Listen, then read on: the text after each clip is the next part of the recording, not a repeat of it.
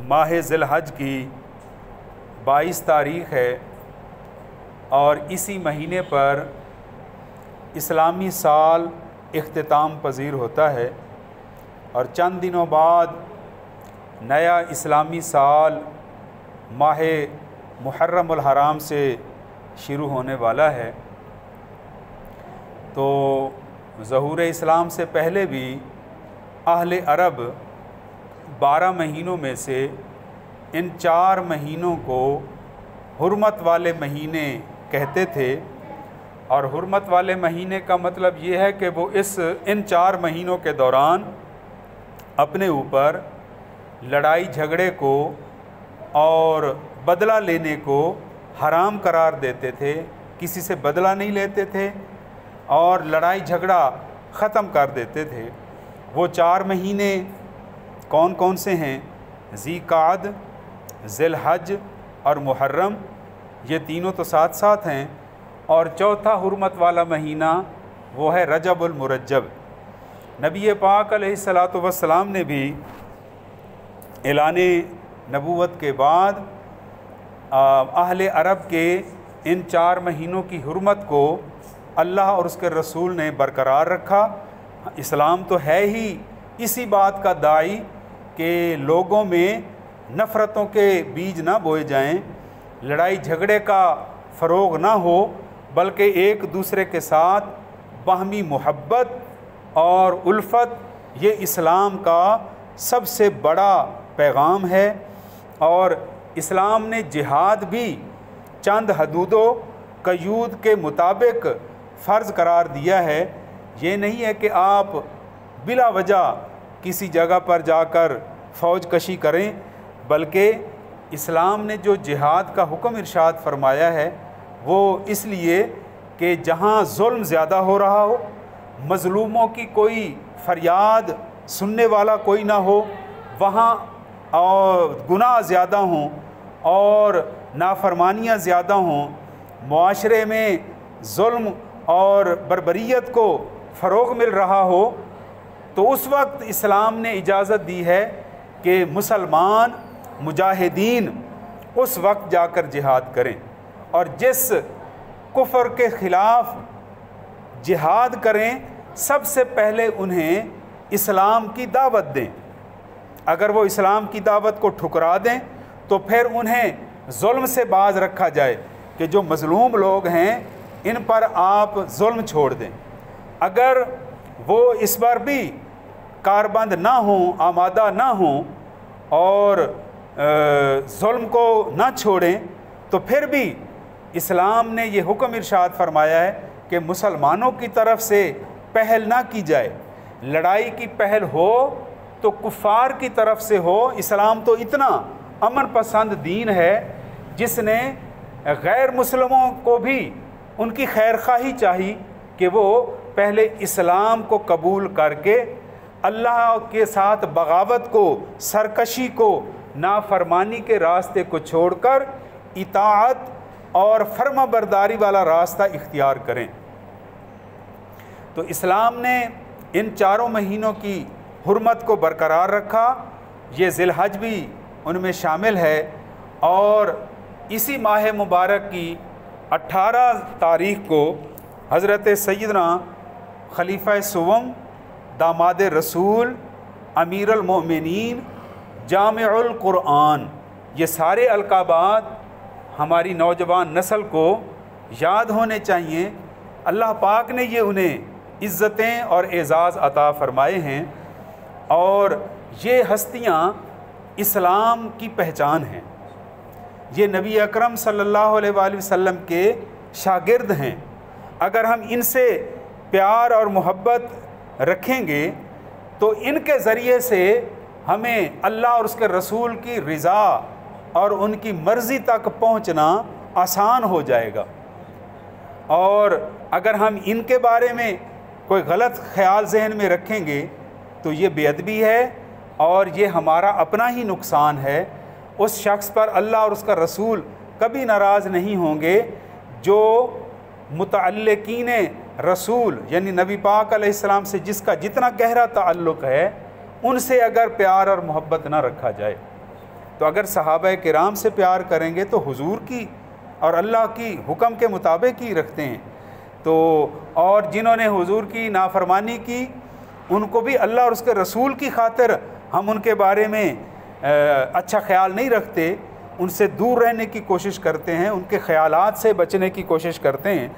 तो अल्लाह और उसके रसूल का कुर्ब हासिल करने के लिए पहली जमाअत सहाबा है और अहले बैत अतहार नबी पाक अलैहिस्सलाम के पाकीज़ा घर वाले हैं, जिनमें अज़वाज मुतहरात यानी हुजूर की तमाम बीवियां भी अहले बैत में शामिल हैं और नबी पाक अलैहिस्सलाम की चारों साहिबजादियां भी अहले बैत में घर वालों में शामिल हैं।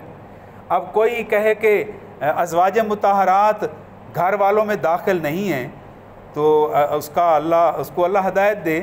भला कौन ये ख्याल कर सकता है कि बीवी घर वालों में दाखिल नहीं है?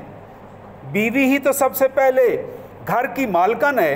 जब आप किसी लड़की से शादी करके लाते हैं तो अपनी घर का उसको मालकन बनाते हैं, वो घर की मालिक होती है और ये अल्लाह और उसके रसूल ने उसको ये हक़ दिया है।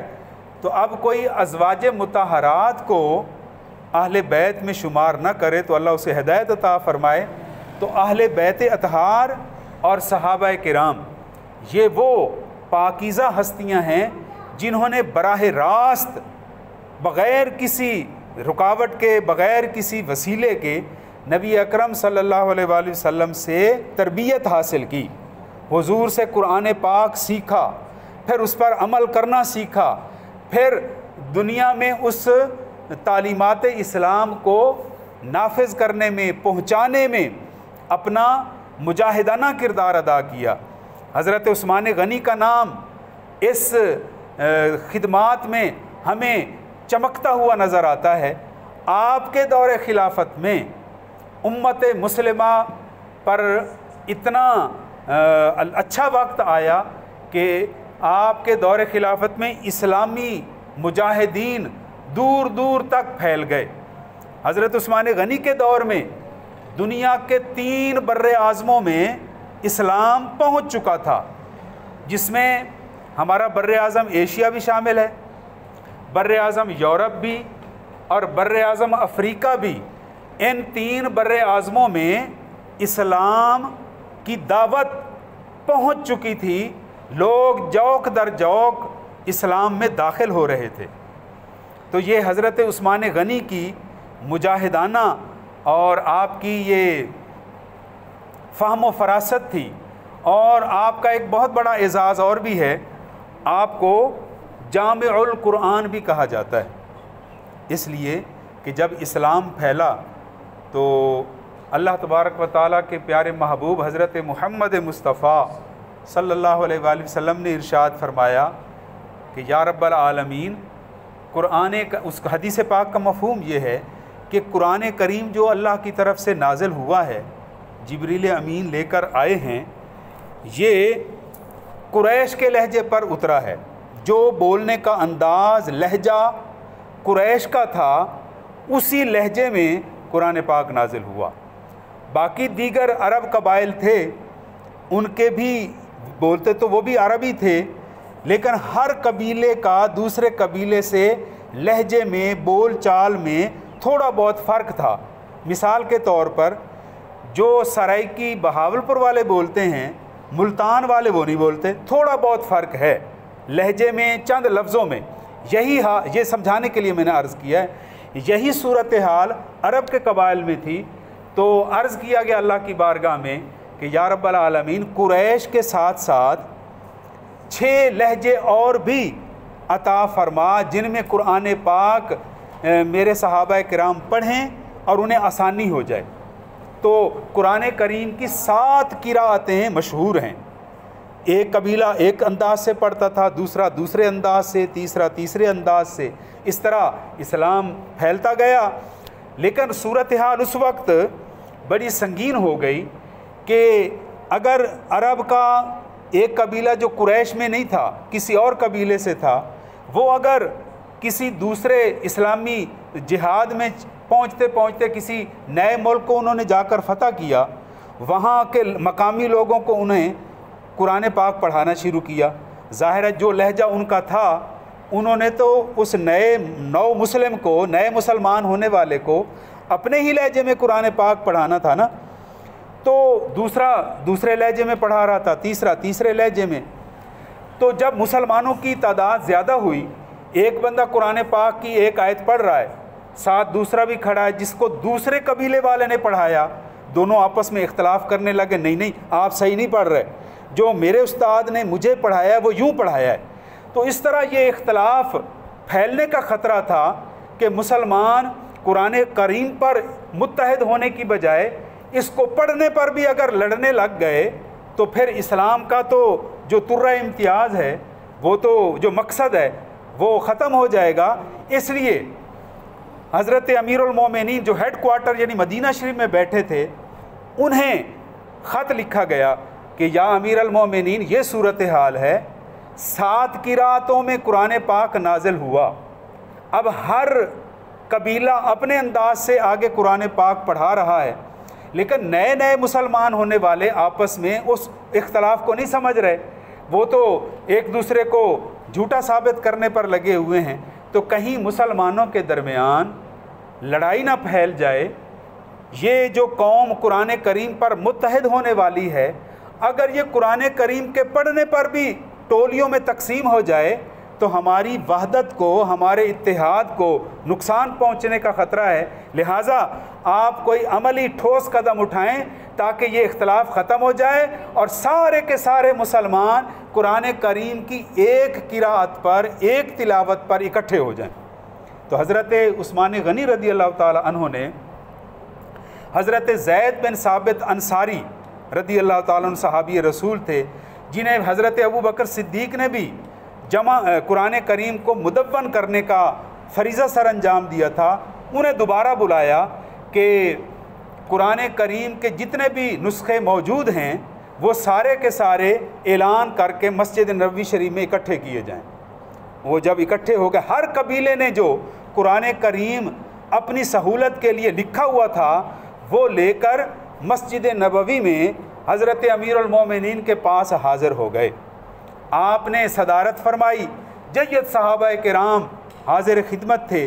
तो आपने उस वक्त सैयदना उस्मान गनी रदी अल्लाह ताला अन्हु ने एक खुतबा इरशाद फरमाया कि इख्तलाफ इसी सूरत में ख़त्म हो सकता है कि जो किराअतें दूसरे कबाइल की थीं आज से वो मनसूख हैं, उनमें उस लहजे में कुरान पाक कोई ना पढ़ेगा ना आगे पढ़ाएगा, बल्कि जो ज़बान का लहजा नबी पाक अलैहिस्सलातु वस्सलाम का है, क्योंकि हुजूर के कबीले का नाम कबीला कुरैश है, कुरैश के कबीले के लहजे पर कुरान करीम नाजिल हुआ है।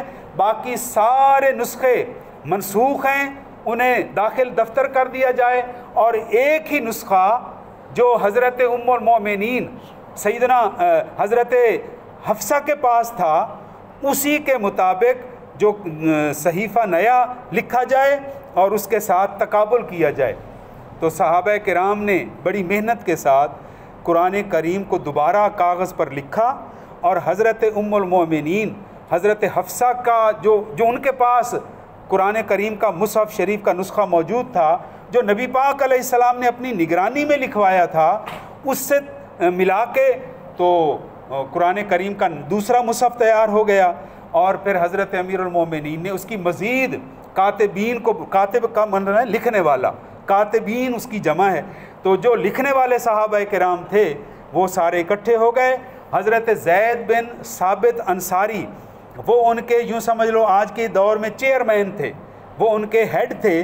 उन्होंने अपनी निगरानी में अमीरुल मोमिनीन के मशवरे से रहनुमाई लेते हुए कुरान करीम के मज़ीद कई नुस्खे तैयार किए जो मुख्तलिफ़ बर्रे आज़मों में भेज दिए गए।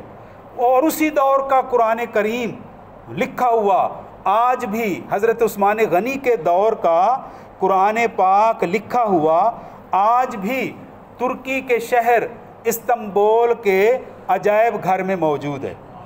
और ये वो कुरान पाक है जो इस्तांबुल में पड़ा है, जो ज़ियारत के लिए रखा गया है। ये वही मुसहफ़ शरीफ है जिसकी तिलावत सैयदना उस्मान गनी फरमा रहे थे, और बागियों ने दीवार फलांग कर आपको शहीद किया। आपके खून के कतरे कुरान करीम के सफ़हात पर आज भी मौजूद हैं। तो हज़रत उस्मान गनी का ये बहुत बड़ा उम्मत मुस्लिमा पर एहसान है कि आपने कुरान करीम पर सारी उम्मत को इकट्ठा कर दिया।